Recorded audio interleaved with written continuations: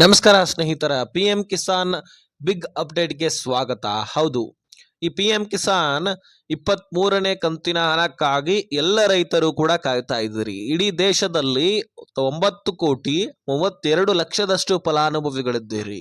ಹಾಗಾದ್ರೆ ನಮ್ಮ ರಾಜ್ಯದಲ್ಲಿ ಎಷ್ಟಿರಬೇಕು? ಈ ಪ್ರಶ್ನೆ ಅಂತೂ ಬಂದೇ ಬರುತ್ತೆ. ಇದ್ರ ಬಗ್ಗೆನೂ ಕೂಡ ನಾನು ಕ್ಲಿಯರಿಟಿ ಕೊಡ್ತೀನಿ. ನಮ್ಮ ರಾಜ್ಯದಲ್ಲಿ ಎಷ್ಟು ಲಕ್ಷ ಫಲಾನುಭವಿಗಳಿದ್ದಾರೆ, ಎಷ್ಟು ಲಕ್ಷ ಫಲಾನುಭವಿಗಳಿಗೆ ದುಡ್ಡು ಜಮಾ ಆಗೋದಿಲ್ಲ.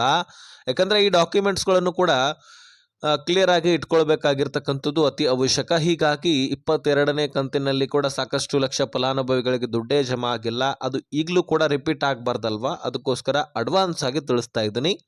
ಇನ್ನು ಈ 23ನೇ ಕಂತಿನ ಹಣ ಬಿಡುಗಡೆ ಆಗೋದು ಯಾವಾಗ? ಈ ಬಾರಿ ಆದ್ರೂ 4,000 ಆದ್ರೂ ಜಮಾ ಆಗತ್ತಾ ಅಂತ ಕೆಲವೊಂದಿಷ್ಟು ರೈತರ ಪ್ರಶ್ನೆ ಆಗಿದೆ. ಇದರ ಬಗ್ಗೆನೂ ಕೂಡ ಚರ್ಚೆ ಮಾಡೋಣ. ಸೊ ಒಟ್ಟಾರೆಯಾಗಿ ಪಿ ಎಂ ಕಿಸಾನ್ ದುಡ್ಡು ಬೇಕಂದ್ರೆ ಈ ಕೆಲಸ ಕಡ್ಡಾಯವಾಗಿದೆ. ಈ ಒಂದು ವಿಡಿಯೋನ ವಾಚ್ ಮಾಡಿ ಅರ್ಥ ಮಾಡ್ಕೊಳ್ಳಿ, ತಿಳ್ಕೊಳ್ಳಿ. ಆ ಒಂದು ತಿಳ್ಕೊಂಡಿರ್ತಕ್ಕಂತಹ ಮಾಹಿತಿಯನ್ನ ಕಾರ್ಯರೂಪಕ್ಕೆ ತೆಗೆದುಕೊಳ್ಳಿ, ಅಂದ್ರೆ ಮಾತ್ರ ನಿಮಗೆ ದುಡ್ಡು ಜಮಾ ಆಗುವುದು.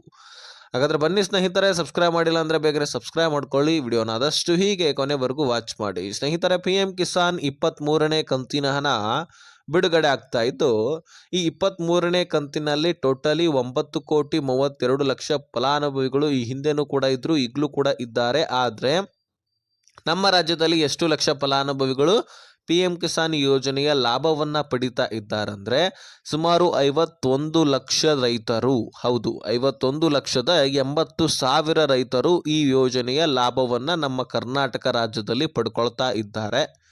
ಹಾಗಾದ್ರೆ ಸ್ನೇಹಿತರೆ, ಹೆಚ್ಚಾಗಿ ಕಲಬುರಗಿ ಜಿಲ್ಲೆ, ಗದಗ ಜಿಲ್ಲೆ, ಕೊಡಗು, ಹಾಸನ, ಯಾದಗಿರಿ, ಉತ್ತರ ಕನ್ನಡ, ದಕ್ಷಿಣ ಕನ್ನಡ, ಬೆಂಗಳೂರು ಗ್ರಾಮಾಂತರ ಈ ಒಂದು ಜಿಲ್ಲೆದವರು ಹೆಚ್ಚಾಗಿ ಈ ಫಲಾನುಭವಿಗಳಾಗಿದ್ದಾರಂತೆ. ರೈತರು ಕೂಡ ಅಲ್ಲೇ ಹೆಚ್ಚಾಗಿ ಇದ್ದಾರಂತೆ.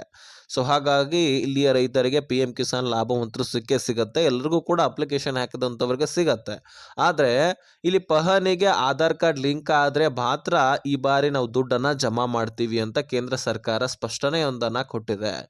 ಹೌದು, ಈಗಾಗಲೇ ಬಹಳಷ್ಟು ಜನ ಫಲಾನುಭವಿಗಳು ದುಡ್ಡೇ ಪಡ್ಕೊಂಡಿಲ್ಲ. ಇದೇ ಕಾರಣಕ್ಕಾಗಿ ಪಹಣಿಗೆ ಆಧಾರ್ ಕಾರ್ಡ್ ಲಿಂಕ್ ಮಾಡಿಸ್ಲಿಲ್ಲ ಅಂದರೆ ಬರೀ ಪಿ ಎಂ ಕಿಸಾನ್ ಅಷ್ಟೇ ಅಲ್ಲ, ಬರ ಪರಿಹಾರ, ಬೆಳೆ ಹಾನಿ ಪರಿಹಾರ, ಫಸಲ್ ಬಿಮಾ ಯೋಜನೆ ಇನ್ನಿತರ ಯೋಜನೆಗಳ ಲಾಭವನ್ನು ನೀವು ಪಡ್ಕೊಳ್ಳಿಕ್ಕಾಗೋದಿಲ್ಲ.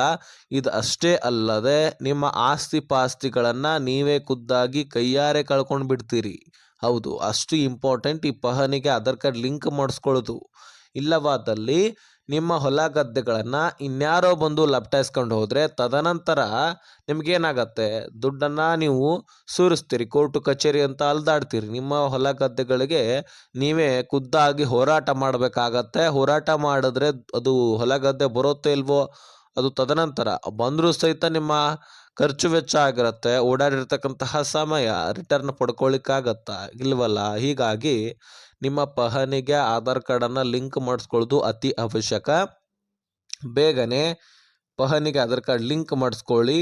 ನಿಮ್ಮ ತಾಲೂಕಿನಲ್ಲಿರ್ತಕ್ಕಂತಹ ಗ್ರಾಮ ಪಂಚಾಯಿತಿಗೆ ಹೋಗಿ ಅಲ್ಲಿರ್ತಕ್ಕಂತಹ ಗ್ರಾಮ ಲೆಕ್ಕಾಧಿಕಾರಿಗಳು ಇದನ್ನು ಲಿಂಕ್ ಮಾಡಿಸಿ ಕೊಡ್ತಾರೆ. ಸೊ ಪ್ರತಿಯೊಬ್ಬರು ಕೂಡ ಇದನ್ನು ಲಿಂಕ್ ಮಾಡಿಸ್ಕೊಳ್ಳಿ ಸ್ನೇಹಿತರೆ. ಇನ್ನು ಪಿ ಎಂ ಕಿಸಾನ್ 4,000ಕ್ಕೆ ಏರಿಕೆ ಆಗತ್ತಾ ಅನ್ನುವಂತಹ ಪ್ರಶ್ನೆಗಳು ಕೂಡ ತುಂಬ ಜನರದಿದೆ. ಸೊ ಪಿ ಎಂ ಕಿಸಾನ್ 4,000ಕ್ಕೆ ಏರಿಕೆ ಆಗೋದಿಲ್ಲ ಸ್ನೇಹಿತರೆ, ಇದು ಸ್ಪಷ್ಟವಾದಂತಹ ಮಾಹಿತಿ.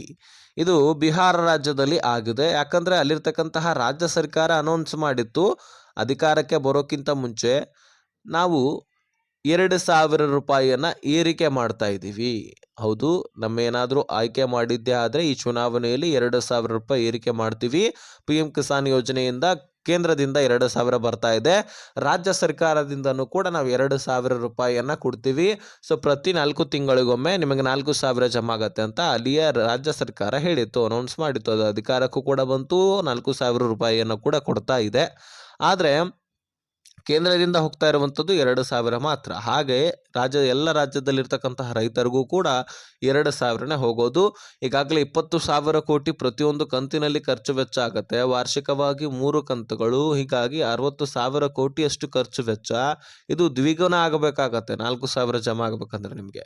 ಇನ್ನೂ ಸರ್ಕಾರಕ್ಕೆ ಹೊರೆ ಬಿದ್ದು ಬಿಡುತ್ತೆ. ಸರ್ಕಾರ ಎಷ್ಟು ಕೊಡಬೇಕು ಅದನ್ನು ಲಿಮಿಟ್ ಇಟ್ಕೊಂಡು ಕೊಟ್ಟರೆ ಏನು ತೊಂದರೆ ಇಲ್ಲ. ಈಗ ಬರೋಬ್ಬರಿ ಇದೆ, ಲಿಮಿಟ್ ಇದೆ. ಕೇಂದ್ರ ಸರ್ಕಾರ ಇಡೀ ದೇಶದಾದಂತಹ ಎಲ್ಲ ರೈತರನ್ನ ಇಲ್ಲಿ ಕೊಡಬೇಕಾಗತ್ತೆ. ಬರೀ ಒಂದು ರಾಜ್ಯಕ್ಕೆ ಸೀಮಿತ ಇದ್ದರೆ ಹೆಚ್ಚು ಮಾಡಬಹುದಾಗಿತ್ತು. ಆದರೆ ರಾಷ್ಟ್ರದಾದ್ಯಂತಹ ದೇಶದಾದ್ಯಂತಹ ರೈತರಿಗೆ ಕೊಡಬೇಕಂದ್ರೆ ಅಷ್ಟು ದುಡ್ಡನ್ನು ಖರ್ಚು ವೆಚ್ಚ ಮಾಡ್ಲಿಕ್ಕೆ ಆಗೋದಿಲ್ಲ. ಇನ್ನಿತರ ಯೋಜನೆಗಳಿರ್ತವೆ, ಇನ್ನಿತರ ಬೆಳವಣಿಗೆ ಮಾಡಬೇಕಾಗಿರುತ್ತೆ, ಅಭಿವೃದ್ಧಿ ಕಾರ್ಯಗಳು ಮಾಡಬೇಕಾಗಿರುತ್ತೆ. ಹೀಗಾಗಿ ನೀವು ಕೂಡ ಸಹಕರಿಸಬೇಕಾಗತ್ತೆ. ಎಷ್ಟು ಬೇಕೋ ಅಷ್ಟು ಲಿಮಿಟ್ನಲ್ಲಿ ಕೊಟ್ಟರೆ ಸರ್ಕಾರಕ್ಕೆ ತೊಂದರೆ ಇಲ್ಲ. ಇಲ್ಲಾಂದರೆ ಸಾಲ ಮಾಡ್ಕೊಳ್ಬೇಕಾಗತ್ತೆ. ನಮ್ಮ ರಾಜ್ಯ ಸರ್ಕಾರದ ಪರಿಸ್ಥಿತಿ ಕೇಂದ್ರ ಸರ್ಕಾರಕ್ಕೂ ಕೂಡ ಬಂದುಬಿಡುತ್ತೆ. ಹಾಗಾಗೋದು ಬೇಡ. 2,000 ಮಾತ್ರ ಜಮಾ ಆಗುತ್ತೆ. ಇದು ಕ್ಲಿಯರಿಟಿ ಇರಲಿ. ಓಕೆನಾ? ಸೊ ಇನ್ನು PM ಕಿಸಾನ್ 23ನೇ ಕಂತಿನ ಹಣ ಬಿಡುಗಡೆ ಆಗ್ತಾ ಇದ್ದು ಇದೇ ಜೂನ್ ಎಂಡ್ನಲ್ಲಿ, ಹೌದು, ಈ ಮೇ ತಿಂಗಳಲ್ಲ, ಜೂನ್ ತಿಂಗಳ ಕೊನೆಯ ವಾರದಲ್ಲಿ ಬಿಡುಗಡೆ ಆಗುವಂತಹ ಸಾಧ್ಯತೆ ಇದೆ. ಹೌದು ಸ್ನೇಹಿತರೆ, ಬಹಳಷ್ಟು ಜನ ಕಾಯ್ತಾ ಇದ್ದೀರಿ. ಇದು ಜೂನ್ ತಿಂಗಳ ಕೊನೆಯ ವಾರದಲ್ಲಿ ಬಿಡುಗಡೆ ಆಗುತ್ತೆ. ಸೊ ಇದನ್ನು ಆದಷ್ಟು ಕ್ಲಿಯರಿಟಿ ಕೊಟ್ಟಿದ್ದೀನಿ ನಾನು. ಈ ವಿಷಯವನ್ನು ಆದಷ್ಟು ಎಲ್ಲ ರಾಜ್ಯದಾದಂತಹ ರೈತರಿಗೆ ಶೇರ್ ಮಾಡಿ, ಅವ್ರಿಗೂ ಕೂಡ ಗೊತ್ತಾಗಲಿ. ಹಾಗೆ ಸಬ್ಸ್ಕ್ರೈಬ್ ಮಾಡ್ಕೊಳ್ಳಿ.